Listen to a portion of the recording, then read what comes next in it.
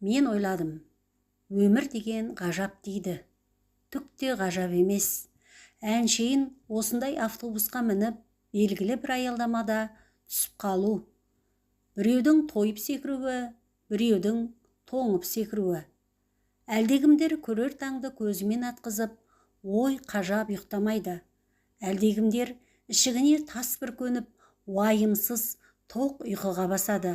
Сайып келгенде, өмір дегеніміз өзгенің бақытына қызығып өту ғана. Ал мынау жанымдағы тойған қозыдай томпайып отырған қыз ше? Оны ертең не күтіп тұр? Бақытты ма? Бақыты жоқ болса, оны іздеп таба ала ма? Не ойлады? Жігіті ұнатқан біреу бар ма?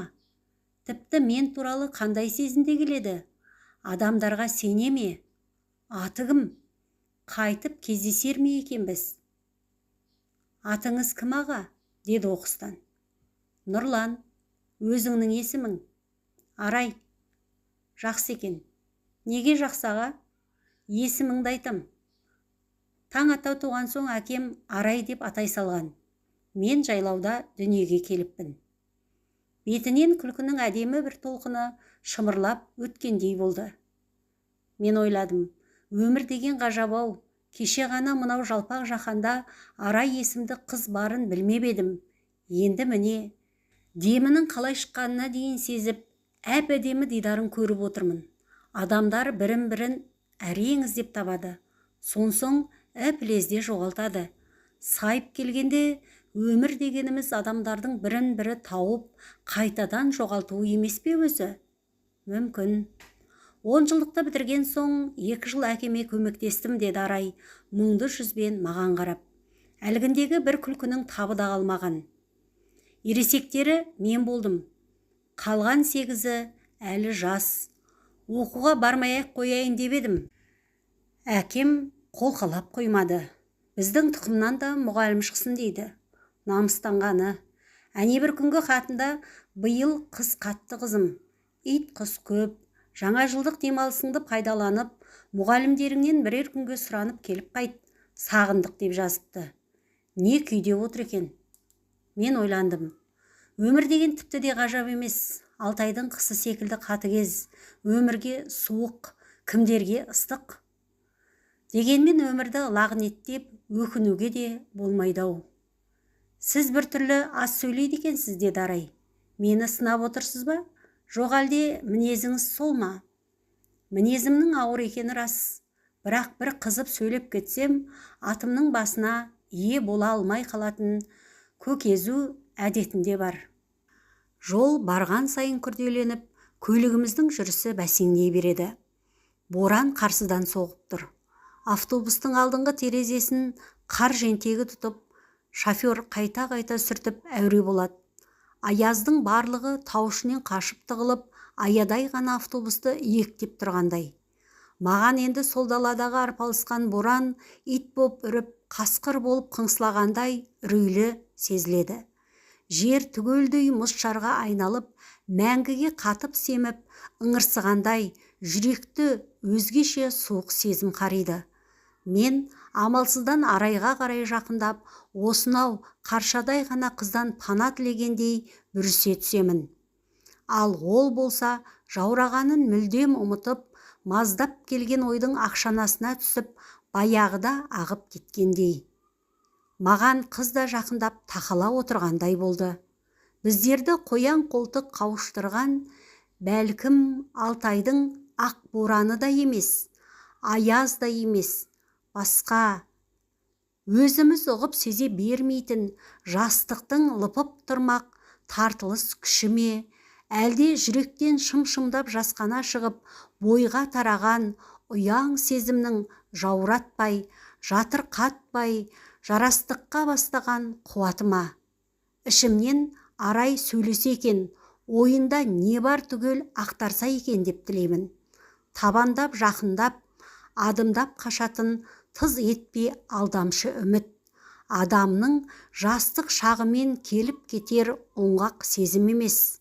Бұл осы мәуіріттің бақилығын арман етер тәтті хәл.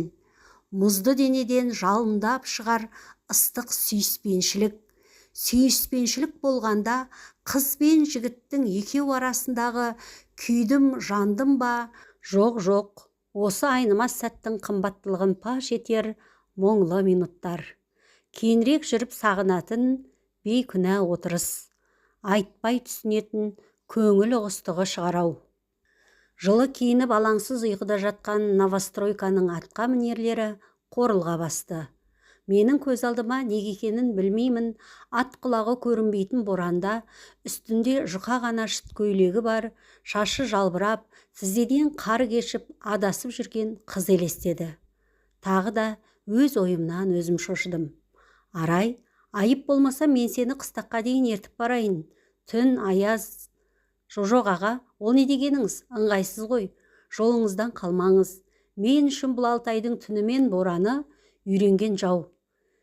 Біз келе жатқан жол тақтақ, өрі оқтай түзу.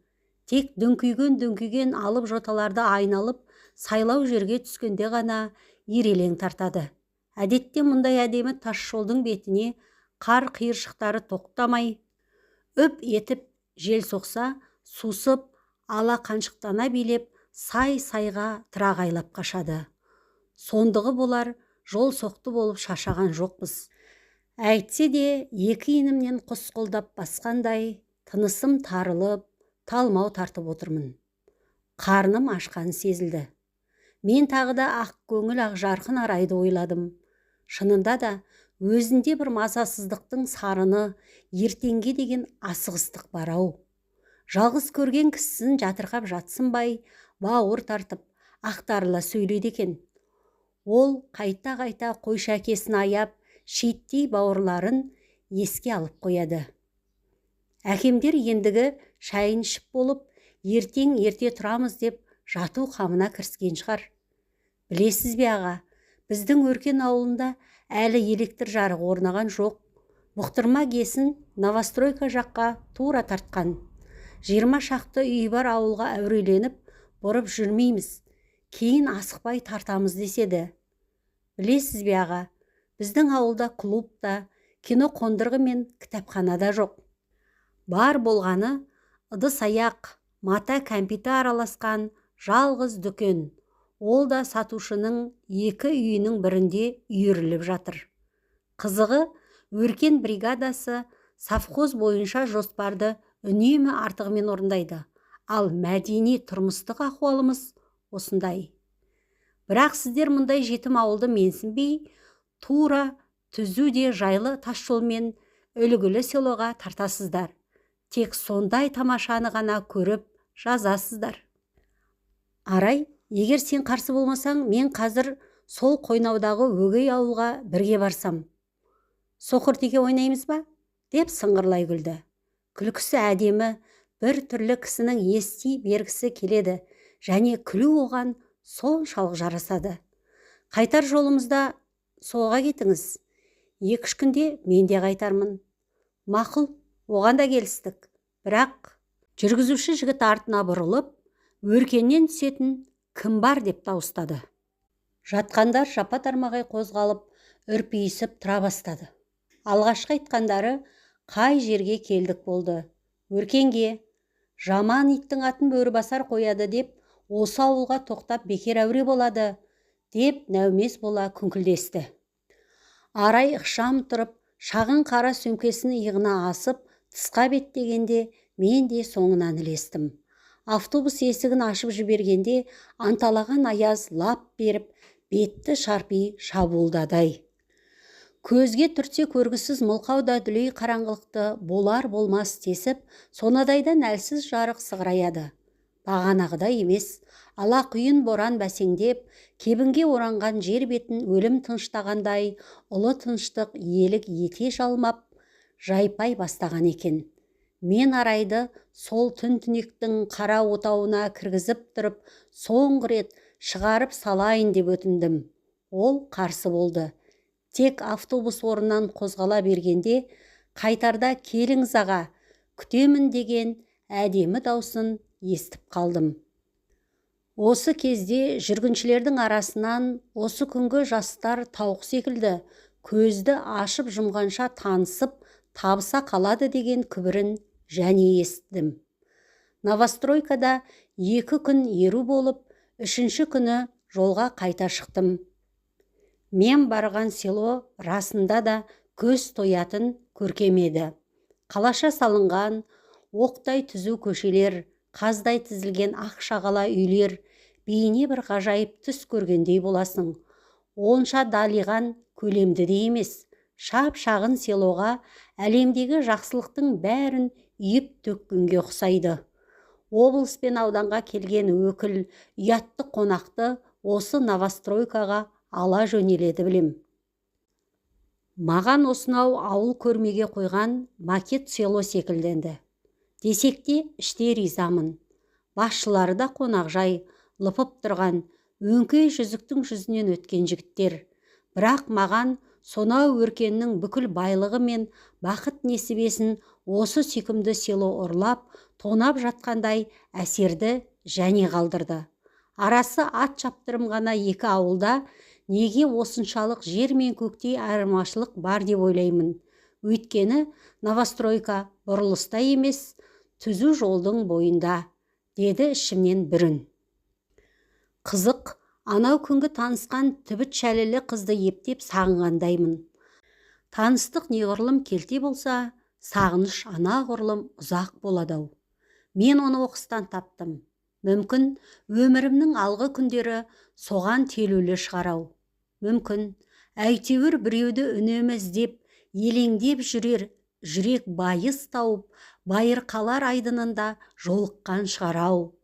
Осы тілек, осы үміт-ау адам баласын елеңдетіп, ертеңгі күндерге асықтыратын, ұстатпай сағым шабылдырап шаршататын. Таңертең аудан орталығына барар автобусқа мініп, дәл өркеннің тұсынан түсіп қалдым. Таңға жуық қырбық қар жауып, қансонар болып жатқан. Таудың көк желкесінен болымсыз сығалаған жансыз күн сәулесі шағырмақ қарға түсіп, көз суыртып қаратпайды. Әппақ ұлпа дүниенің таңғажайып көркем қысқы көрінісін айтып жеткізу қиын. Өркенге барар жолды айқындаған шананың айқыш-ұйқыш ізі ғана, өзге белгі әзірше жоқ. Әлгі шананың қатар жарысқан қос сызығы кейбір адамдардың қиылыспайтын тағдыр соқпағын еске салады. Қойнаудағы ауылға беттедім. Мұржадан ұшқан түтін желсіз тымық ауаға тік ұшып, баяу қалқып, көзден ғайыптанады. Мұрныма сол күре жолдан 2 шақырым қаға беріс оң шынтақта бұйығы жатқан қайран ауылдың түтіні келгендей еді. Қайқаң болғандықтан ба, алқынып жүрісім маңдымады. Мен тіпті асығып та келе жатпағанмын. Арай сөз жоқ мені алаңдап тосып отыр. Ертең Алматыға бірге аттанамыз. Әке шешесі қалай қарар екен деп сезіктене ойлаймын. Мен өркенге келгенде алғашқы көрген кісім орта бойлы, қалың қара қасты әдемі жігіт болды. Басы салбырап, аялдамаға қарай асығыс құлдырай жөнелген. «Әй жігіт!» дедім дауыстап. «Арайдың үйі қайсы?» Ол маған түнере қарап тұрды да, «Оның кім едің?» деп қайыра сұрақ қойды. «Жай әшейін, танысымын». «Анау, ауыл шетіндегі қыстақ», деді де шұғыл бұрылып жүріп кетті. Қыстаққа жақындағанымда сыңсып жылаған дауыс естідім. Батылым бармаса да, тәуекел деп кіріп келгенімде басына қара жамылып, ағыл-тегіл жылап отырған әйелді, оны қоғамдай қоршаған шиттей балаларды көрдім. Шешесіне қосылып, пырсылдап жылайды. Жүрегім тас төбеме шықты. Басын көтеріп, жасты жанарымен қараған қайғылы әйелден сасқалақтап, «Арай қайда?» деп сұрадым. Үнім шаңқ етіп жаман шықты. «Айырылдым ғой арайымнан», аңыраған жоқтау, онсыз да бор боп езіле бастаған жүрегімді шабақтап тілгіледі-ай. Сай сүйегім сырқырап, тізерлей жығылып, қыздың анасын бас салдым. Бұл менің алғашқы әрі ақырғы құлауым шығар. Арайды сол боранды түнде қасқыр қамап, ауыл мен күре жолдың екі ортасында жеп кеткен екен. Қыстақтың қыр жағында жерленген арайдың моласына бардым. Әппақ, күмісіне жылтыраған ақша қардың үстінде қап-қара төмпешікке айналып, мәңгілік сапарға, қайтпайтын сапарға аттанған арайдың бейкүнә балапан рухы жатты. Қыз әкесі мені көрмегендей, сол жас қабірге тесілген қалпы меңірейіп тұра берген. Ақша қарға көзден аққан жас тырс-тырс тесе тамады. Қорадағы қамаулы қой маңырады. Бұл өңірдің ендігі қызығы да, қайғысы мен қуанышы да түгел осы. Бірінің жүнін бірі жұлып, жеп тұрған ақтылы қой сықылданды. Мен ауылдан аялдамаға қайтып бара жатып, арайдың қабіріне ақырғы рет қарап едім. Қыз әкесі молаға орнатқан тас мүсіндей болып әлі тұр екен. Күре жолдың шетіндегі аялдамаға қайтып келгенімде, бағанағы жігіт пен новостройкаға оқуға жиналған бір топ балаларды көрдім. Ішіндегі біреуі арайға өте ұқсайды. Бәлкім, кішкентай сіңілісі шығар. Олар дірдектеп тоңып тұр. Автобус әлі жоқ. Жігіт айтты.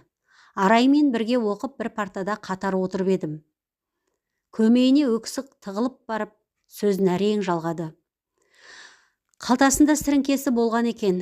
Таусылғанша жағып, айбар ғып отырыпты да, қасқырлар қамалап қоймаған соң, шанадан түсіп қалған бір бау шөпті өртепті.